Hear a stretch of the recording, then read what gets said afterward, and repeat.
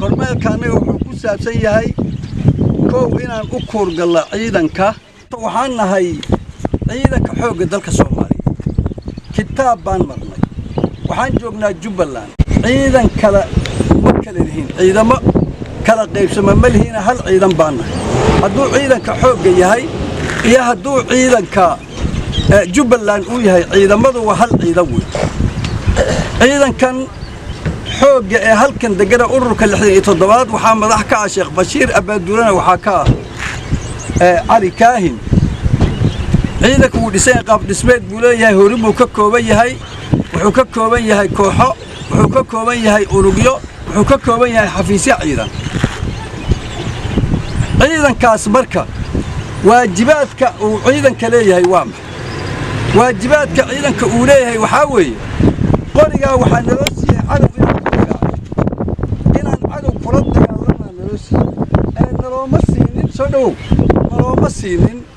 qoriga asaga ah in shacab lagu waxyeeleeyo in nabadgelyada degmada iyo deegaanka aad joogtaan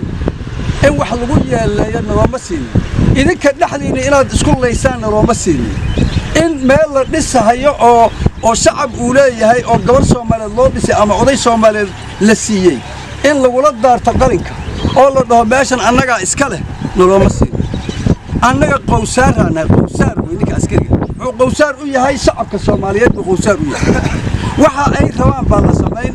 hal amar uu ciidanka leeyahay taliyaha ururka amarka uu bixiyaad ku dhaqmaysaa atooranimo kale ma jirto qabiilka ma jiro meesha wax qabiil la dhaho oo ku abtirsanaysaan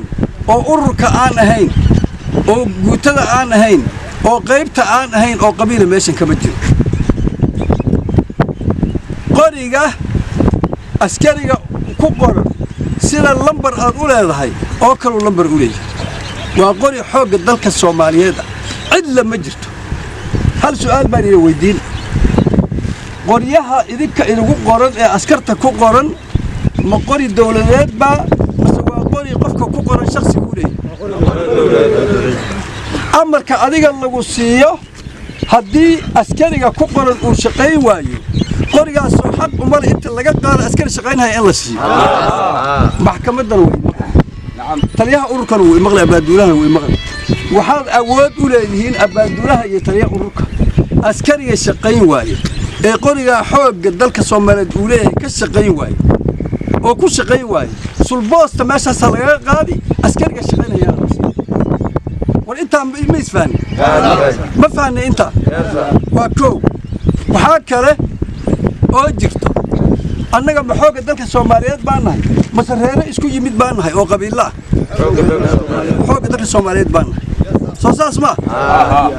ninkii xooga dalka Soomaaliyeed ee ururka 67 uu ku yar yahay oo laangaab uu ku yahay gacanta ha taagto oo la dheeranimo qabiil ku helay gacanta taag hala taag gacanta ma jirto Soomaaliya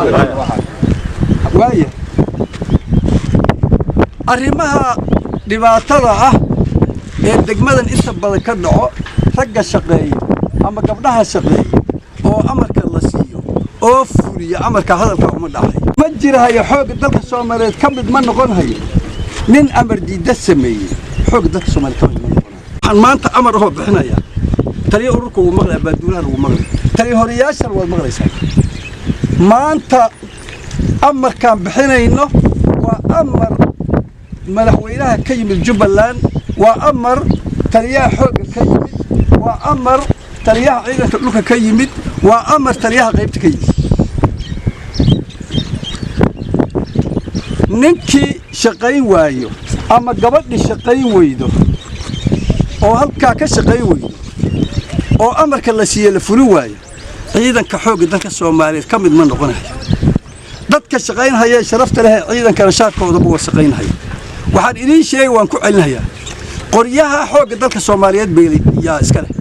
xoogga number intaas ku qoran qoriga ku shaqeey baa leeyahay amaano kugu yahay dadka ugu shaqeey baa lagu yiri nabadgelyada ku sax baa lagu yiri suurtagal ma aha inaad qoriga isla haysiiso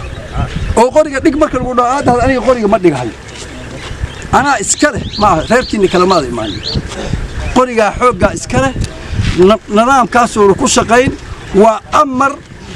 أرنتها بالقصور أرنت اللباد وحاوي أنا عيدا بانا تتكاس إنان نبتجلي ولا كشقين أو مدة قوسارا قلنا هاي عن كشقين أو وحي عدو على الدجالنا أو وحي باهي أو بدوميها الدجملة أما تريها عيدا كجبلان ونوغس وبهذا عنكم سينو أنا السلاسان أنا مامل المجال شغلكم ليه مامل المجال شغلكم ليه مجال الناس وحلوه هيدا بالسجود يا بوليس دراويش يوم ميلتري فرن لاين بلوك دراويش تأي ميلترية وحلوه هاي فرن لاين تعدوه ماشي لقى الشيء واجبات كان لقى السلاس وعدي لكن بوليس ينبى السجود ومامل نبى السجود وحلقة ربع إنفورميشن كحورانك إذا ما يكون قال هيان بوليس كانوا ومامل وحيلا شغالين هاي الدولة هوسك الدولية هالدقمة وحي مامل واجب كاساس وكل عادي أنا شغل كمالي مقالة أنت هبك اللقلو إن هبك لب سعنه أو الله ساحنه أو قريان كوحينه أو فرنت الله بالنيمية له عندي الدنبا اللي وقع كقرينا ولا يقال أسنا ولا حراي